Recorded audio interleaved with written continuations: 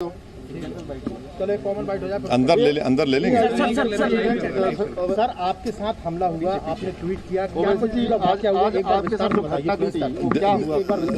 क्या कुछ था। आज हम सुबह में दिल्ली से निकले, हम मेरठ में और किठौर में हमारा पदयात्रा था। मेरठ में पदयात्रा हो गई, हमने मीडिया से आपके जिम्मेदार थे बात की, और फिर वहाँ से हम किठौर गए। किठौर से हम मेरे ख्याल से हमने 3 बजे से 3:45-3:50 तक हमने वहाँ पर पैदल दौरा किया।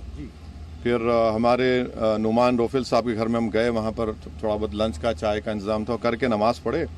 और वहाँ दिल्ली आने के लिए जब हम इस पिलखुवा के पास जो टोल गेट है वहाँ पर हम पहुँचे, हमारे साथ 4 गाड़ियाँ थी। हमारी गाड़ी के सामने हाजी साहब की टाटा सफारी थी जो पीछे आपके, और हमारी गाड़ी के पीछे और 2 फॉर्च्यूनर थे। तो जैसा हम टोल गेट के करीब गाड़ी स्लो हो जाती है, बैरिकेड होता है, तो एक बड़ी धाम से आवाज़ आई।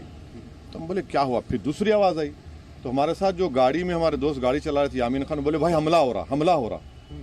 तो हमारी गाड़ी से उन्होंने बड़ी क्विक थिंकिंग से इस गाड़ी को पुश किया, ये सफारी को, और वहाँ से निकले। फिर और एक आवाज़ आई, जब हम निकल रहे थे एक और आवाज़ आई। तो मेरे ख्याल से 3 से 4 राउंड की फायरिंग हुई। हमारी गाड़ी के लेफ्ट साइड के ऊपर 2 होल्स के निशान है, एक गोली शायद, और एक निशान है लेफ्ट साइड मडगार्ड के ऊपर। हम जब गाड़ी से आगे बढ़े तो हमारा, क्योंकि हमारी गाड़ी को हमने पुश किया, मारा, राइट साइड का टायर पंक्चर हो गया। फिर वहाँ एक फ्लाईओवर है, वहाँ पर गाड़ी रोककर हम इस गाड़ी में बैठ गए और दिल्ली को आगे, क्योंकि हमको लगा कि रेकी कर रहे थे, फॉलो कर रहे थे हमको। हमारे जब ये हमला हो रहा था, हमारे पीछे जो फॉर्च्यूनर थी जिसमें हमारे एक्स मेयर माजिद थे, उसके ड्राइवर ने एक शूटर पर गाड़ी चढ़ा दी एक पर। जो रेड हुडी पहना था, 2 लोग थे, रेड हुडी पहना था, एक वाइट जैकेट। तो जो रेड हुडी पहना था उसके ऊपर गाड़ी चलाई, उसके पैर पर चलाई, वो गिरा। तो जो वाइट जैकेट पहना था वो उल्टा उन 2 फॉर्च्यूनर पर गोली चलाया। तो अब हमारी थोड़ी देर पहले एडिशनल एसपी वहाँ से जो है जिम्मेदार, उनसे बात की। उन्होंने कहा कि हाँ सर, आर्म्स जो इस्तेमाल है वो भी मिला, हथियार भी मिला, और एक शूटर पकड़ा भी गया। तो हमारी इलेक्शन कमीशन ऑफ इंडिया से ये गुजारिश है कि इसकी इंडिपेंडेंट जांच करवाई जाए, और ये कौन है लोग, किसका दिमाग है इसके पीछे, और आखिर क्यों ये हमला हुआ, किसने ये कॉन्स्पिरेसी की, ये जानना बेहद ज़रूरी है। सुनिए, और हम स्टेट गवर्नमेंट और मोदी गवर्नमेंट दोनों से ये कह रहे हैं कि ये इनकी जिम्मेदारी है कि वो इंडिपेंडेंट जांच करवाएं, और इसके पीछे दिमाग किसका है। आखिर ऐसे कैसे हो सकता है कि टोल गेट के ऊपर ये लोग 4-4 राउंड फायरिंग एक सिटिंग एमपी के ऊपर करते हैं। हम तो अल्हम्दुलिल्लाह कुछ नहीं हुआ, हमको खैरियत से हैं, मगर अल्लाह बचाना जब चाहता है तो कोई कुछ नहीं कर सकता।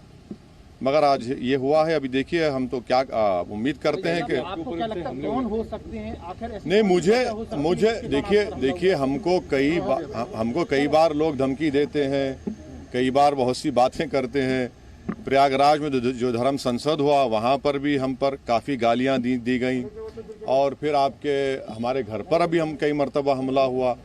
तो अब ये सरकार का काम है कि इंडिपेंडेंट जांच करवाएं और इसका सही तरीके इनको पकड़ा जाए। पार्लियामेंट अभी चल रहा है, पार्लियामेंट में भी ये क्वेश्चन उठाना चाहेंगे आप, बात करना चाहेंगे? जरूर, पार्लियामेंट है, स्पीकर साहब से मिलेंगे, स्पीकर साहब से बात करेंगे। हम इलेक्शन कमीशन को भी लेटर लिख रहे हैं, और सरकार जो स्टेट गवर्नमेंट और सेंट्रल गवर्नमेंट से भी करेंगे। मगर अल्हम्दुलिल्लाह अल्लाह करम है, खैरियत से।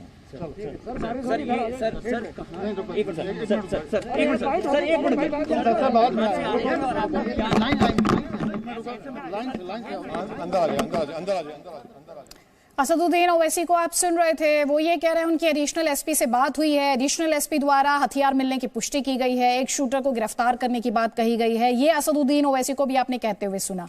वो सवाल उठा रहे हैं कि इस कॉन्स्पिरेसी के पीछे कौन है, इसकी पूरी जांच होनी चाहिए। वो कहते हैं जिम्मेदारी जो है वो योगी और मोदी गवर्नमेंट की है, और साथ ही वो बता रहे हैं 2 हमलावर, जिनमें से एक हमलावर ने हुडी पहना हुआ था और दूसरे ने व्हाइट जैकेट पहनी हुई थी, ये असदुद्दीन ओवैसी की तरफ से कहा गया है।